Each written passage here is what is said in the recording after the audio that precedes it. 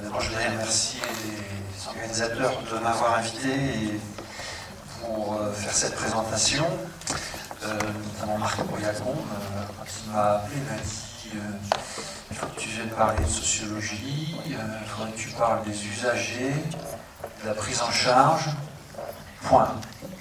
Merci, au revoir. Donc j'ai essayé de faire quelque chose que j'ai changé il y a 2 jours, parce que j'étais parti pour vous présenter des statistiques. J'ai un retour, c'est assez gênant, je ne sais pas si c'est normal. Voilà, donc ce que je vais faire, c'est que je vais vous parler, je vais essayer de porter un regard un petit peu plus éloigné sur la prise en charge, qui va tenir compte de plusieurs années de recherche que j'ai pu mener sur les addictions et les drogues. Et l'idée est de poser une sorte de décor et puis d'essayer de voir quelles sont les tendances ou certains mouvements de fond qui sont en cours et qui vont changer, modifier, probablement de manière très importante, le système de prise en charge des addictions, donc un peu au fond votre univers de travail et d'évolution. Alors, ce sont des évolutions que vous connaissez, pour la plupart d'entre elles, mais quand même, ce sont quand même des évolutions plutôt de fond qui vont avoir un peu, c'est un petit peu des trains qui vont un peu changer les choses. Alors peut-être une première chose, si on refait un regard un petit peu, l'addictologie ça a à peu près 25 ans en France, et si on prend déjà un petit peu de recul par rapport à des évolutions qui se passent dans le champ de la santé, de la médecine, de la santé mentale, c'est un cas qui est un peu étudié parce que c'est un cas un peu d'école, c'est un cas un peu de réussite, c'est une success story l'addictologie de ce point de vue-là, c'est-à-dire que c'est un pari, c'était une sorte d'aventure qui a fonctionné. Qui a fonctionné puisque on a aujourd'hui, alors tout à l'heure ce matin ça a été dit, par exemple il y a plein de chiffres qu'on peut aller chercher, hein, si on regarde un petit peu la couverture addictologique sur les TSO par exemple, quand on regarde les chiffres, les données de la sécurité sociale, on voit qu'il y a une grande partie, à peu près 80% des usagers d'opiacés qui sont aujourd'hui sous traitement. C'est assez rare, et si on avait dit ça il y a 25 ans, ou il y a même, voilà, ça aurait été sans doute reçu avec quelques ricanements, pour des raisons qu'on a déjà évoquées ici ou là dans certains ateliers. La raison principale, c'est qu'on pensait que les usagers de drogue étaient assez rétifs à leur propre santé, d'une certaine manière, étaient incapables aussi de s'engager dans les processus de santé. Alors, on a cette couverture addictologique qui est très très large, qui continue à évoluer, qui continue à progresser. Alors, on part évidemment des publics un petit peu traditionnels. On a une organisation actuelle qui est très structurée, un petit peu à la française. Vous savez, on aime bien faire des dispositifs, des institutions, des plans. Donc on est champion du monde dans les acronymes, hein. Vous savez ça par cœur, donc on a les XAPA, les CARUD, etc. Donc on a un maillage de dispositifs qui est, c'est Elsa d'ailleurs, un maillage de dispositifs, de politique publique, de formation, tout ça est quand même assez détaillé. Il y a des stratégies, il y a double détente avec des soins spécialisés, des soins non spécialisés, etc. Des choses que vous connaissez tout à fait de manière évidente. Alors c'est un système qui a été inventé en réponse à une situation qui a, à un moment donné, qui avait une existence, une présence particulière à un moment donné. Donc ça a été inventé plutôt en référence à un personnage un petit peu mythique qui a inventé beaucoup de politiques publiques, beaucoup de pratiques professionnelles, beaucoup d'imaginaires sociaux aussi. On a inventé principalement notre système de prise en charge autour d'une figure qui est un peu celle du junkie. Donc c'est plutôt un homme héroïnomane qui s'injecte, plutôt un homme qui est précaire ou qui est devenu précaire parce qu'il s'injectait, et puis qui est plutôt dans un circuit de marginalité sociale. La base de ce système, c'est un peu ce personnage qui aujourd'hui, évidemment, n'a pas totalement disparu, mais évidemment, c'est une figure parmi d'autres dans les addictions. Donc ça a été inventé avec paramétré sur les addictions avec produits, et puis surtout avec, évidemment, dans des niveaux de sévérité qui étaient assez élevés. Donc on a ce maillage qui a été, là aussi, c'est des gens qui font l'histoire des politiques publiques, des organisations de santé, décrivent une sorte de coup gagnant sur le montage de ce dispositif en France, puisqu'au fond, on a un peu rattrapé aussi un retard. C'est aussi ça, cette histoire. Et donc, on a maintenant, encore une fois, un maillage assez dense. Alors, on peut toujours mieux faire, il y a toujours des nouvelles problématiques qui surgissent, voilà. Et à tel point que ce système, l'addictologie, est devenu le langage dominant sur les drogues et les addictions. Là aussi, ce qui était loin d'être évident il y a 25 ans, il y a eu un retournement complet dans la manière de comprendre ces problèmes et qui se poursuit. Et donc, au fond, les évolutions qu'on va connaître dans le système de prise en charge vont aussi suivre cette manière, ce retournement dans notre perception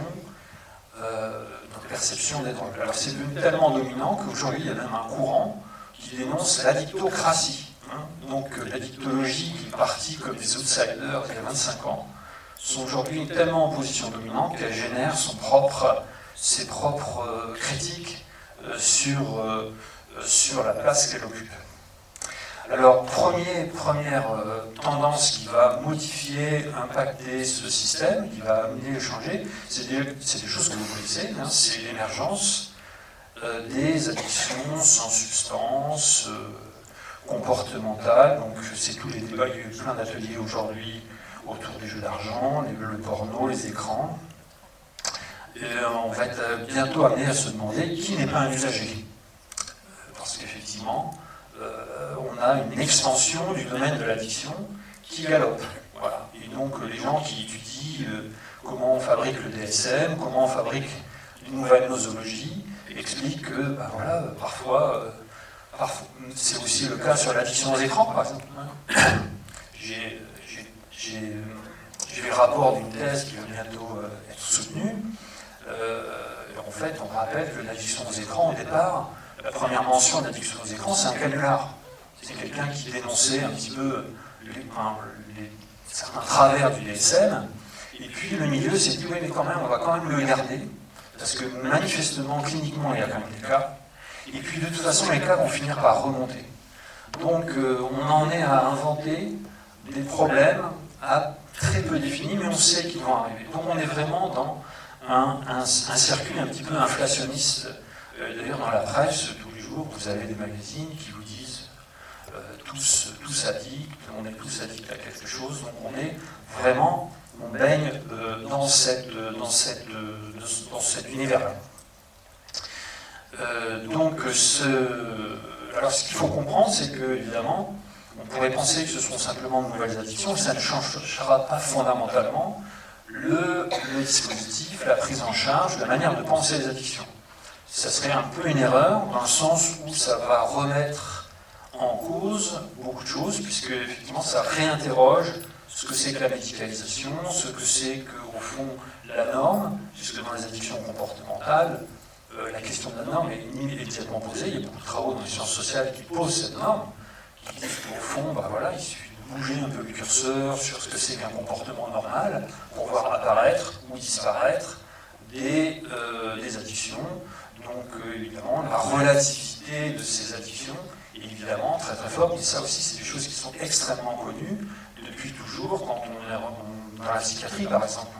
Les troubles mentaux temporaires décrits par Yann Aguin, où il décrit la fugue pathologique qui dure pendant 20 ans, une épidémie temporaire. Tout ça, c'est des choses extrêmement connues, mais ça va aussi concerner les addictions. Alors, ce qu'on va observer, puisque plus on va aller vers ces addictions comportementales, plus aussi l'addictologie va être sensible à d'autres domaines de la psychiatrie et de la santé mentale. En particulier, ce qui est évident, ce qui a déjà commencé, c'est l'influence des approches. Vous avez vu qu'il y avait un plan qui est sorti cette semaine sur les troubles neurodéveloppementaux.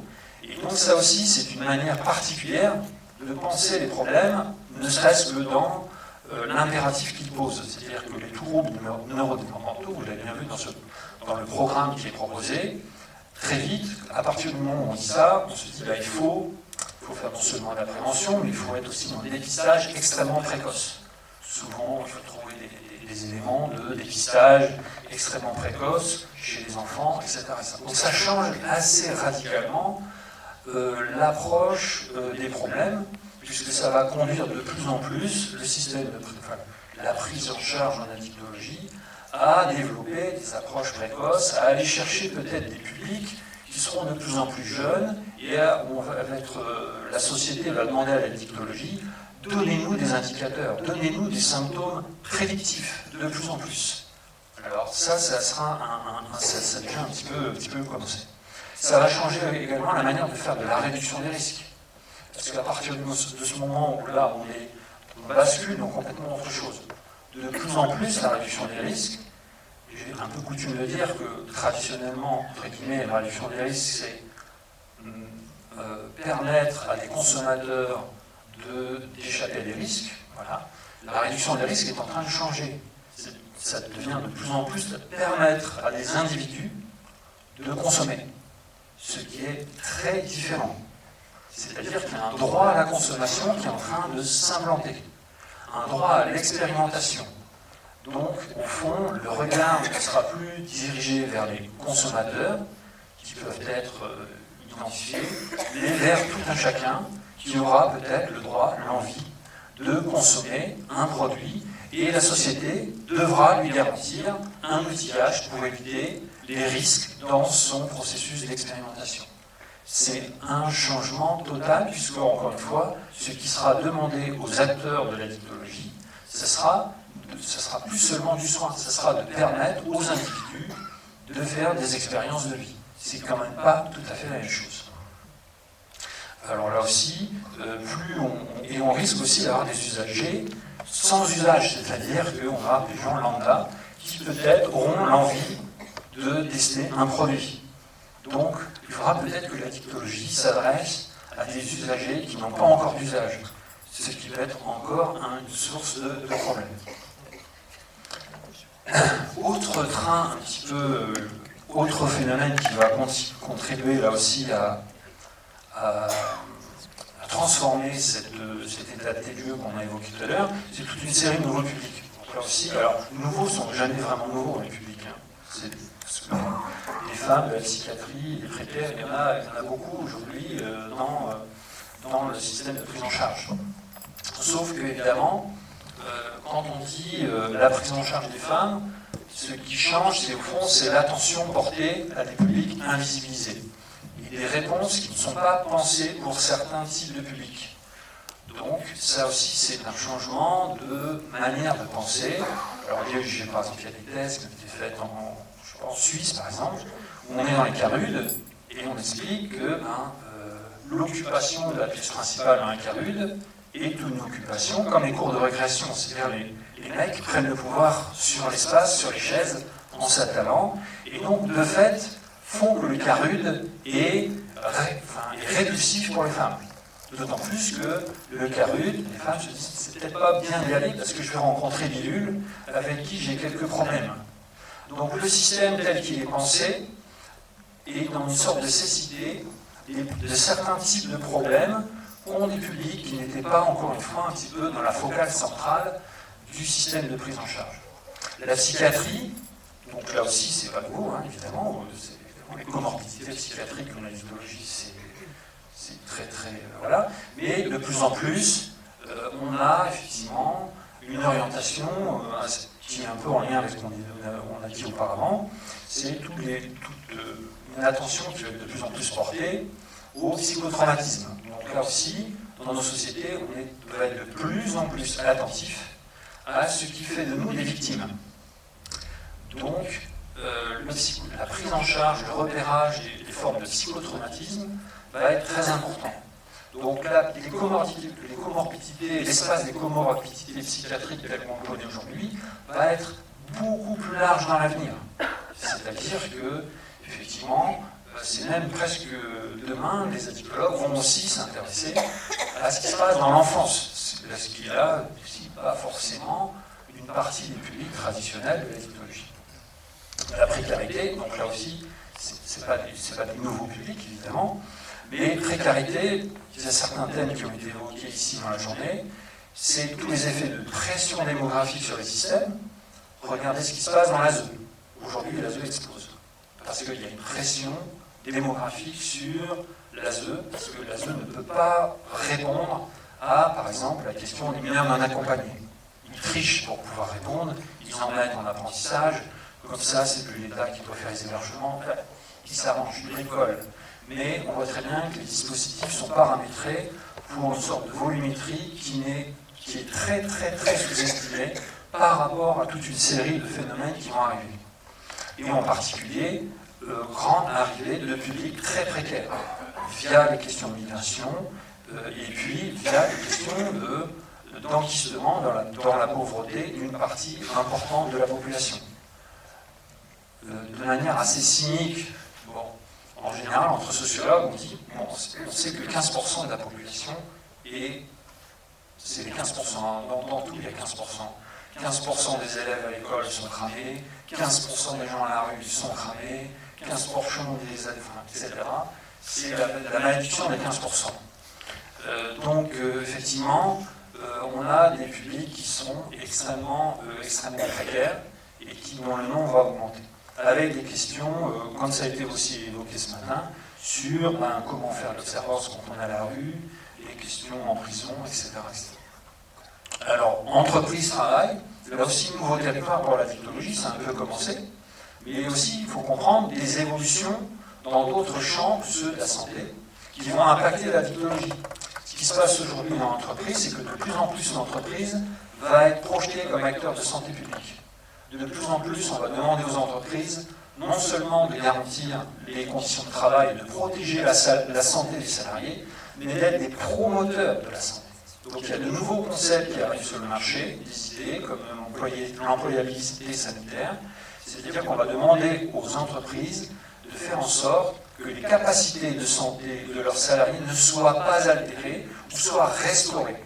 Dans toutes les enquêtes sur le travail, le premier, ce que Pôle emploi appelle le frein à l'emploi, les premiers freins à l'emploi, c'est la santé mentale. Dans la santé mentale, les 3/4, c'est les addictions.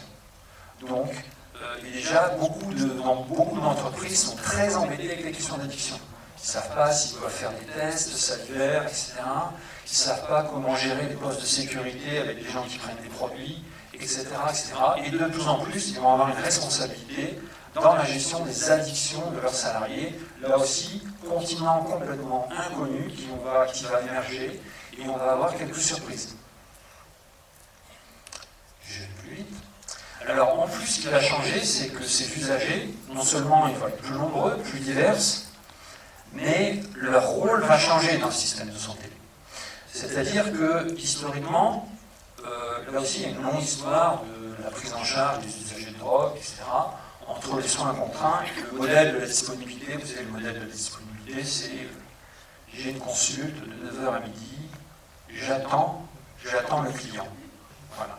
J'attends que l'usager daigne pointer le bout de son nez. C'était Anne Coppel qui dit ça pour critiquer le système qu'elle connaissait il y a très longtemps.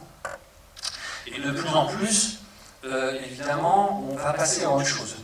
C'est-à-dire on ne sera plus dans l'usager passif, on ne sera plus dans l'usager contraint, on va être dans l'usager acteur de santé complètement.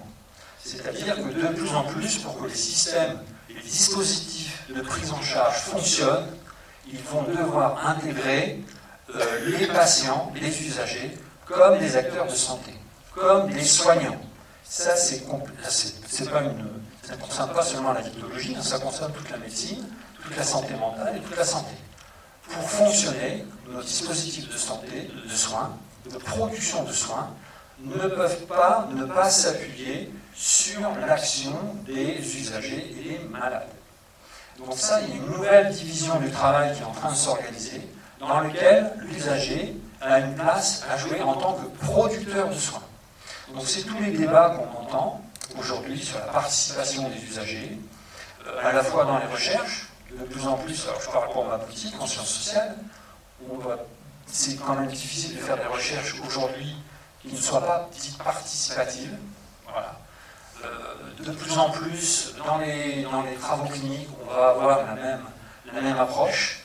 On est en train de multiplier les comités d'éthique dans les universités, un peu partout, pour veiller à ce que les recherches éthiques intègrent les usagers dans la définition des buts de recherche. Ce n'est pas juste comme patient d'expérimentation, c'est un changement de statut complet qui s'opère. Et puis, dans les soins, évidemment.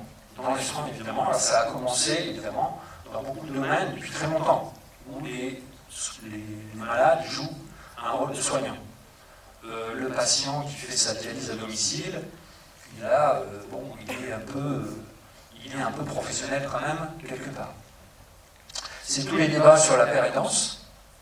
Alors là aussi, avec tous les problèmes qu'on connaît, c'est un peu la mode. On cherche des sous pour payer des usagers experts, pères aidants, qui vont s'intégrer dans la division du travail à l'hôpital, dans le médico-social, etc. Comme professionnels, avec un statut tout à fait particulier.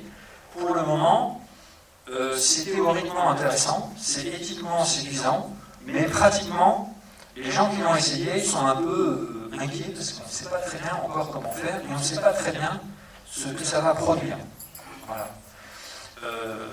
Alors pour l'instant, il n'y a pas beaucoup de marge de financement pour payer ce type de poste, mais voilà, ça va quand même changer la manière d'organiser les soins et ça va aussi transformer les relations au sein des équipes soignantes.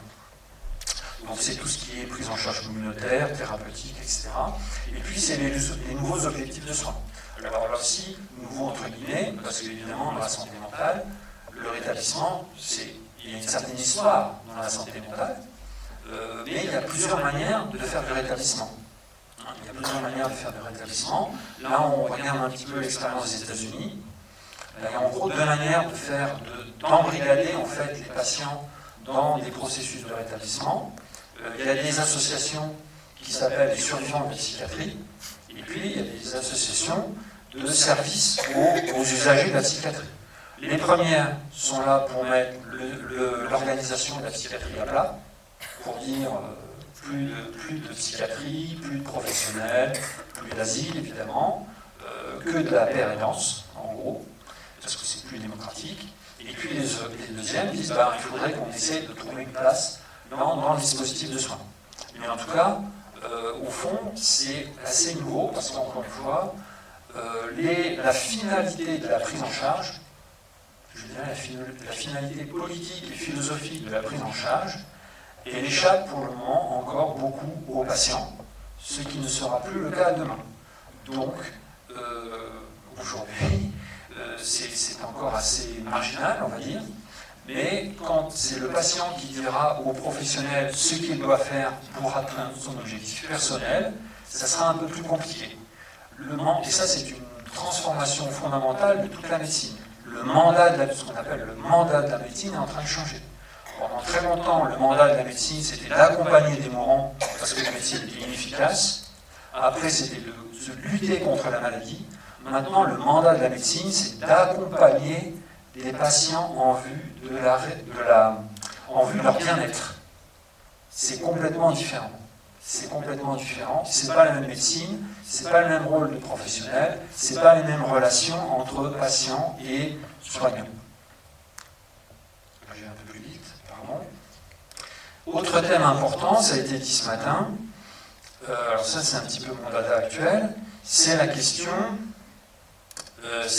des quand est-ce que ça. On voit très bien que plus de gens différents, plus de gens avec des statuts différents, mais de plus en plus, la question qui va se poser, c'est quand est-ce que ça s'arrête, la prise en charge. chose qui est un peu impensée aujourd'hui. Hein, aussi dans les études en sciences sociales, on s'est beaucoup intéressé au début des soins, à l'initiation, à la découverte, au recours, au non-recours. Et puis les pouvoirs publics nous demandaient comment faire en sorte qu'il n'y ait pas trop dans la raquette pour que les gens ne soient pas sans solution, etc. Mais on s'est peu intéressé à la sortie. À la sortie, alors il y a quelques travaux sur la sortie de la toxicomanie, c'est des travaux qui ont 25 ans, voilà. Mais la sortie du traitement, alors la sortie du traitement, on a vu ce matin, c'était pas forcément simple, parce qu'effectivement, et c'est pour ça que les débats sur les buprenorphines à libération prolongée, c'est intéressant. Parce qu'on voit très bien qu'il y a autour de la perspective de sortie des perspectives très différentes. C'est-à-dire que ce matin, on a entendu 8 mg, c'est un risque.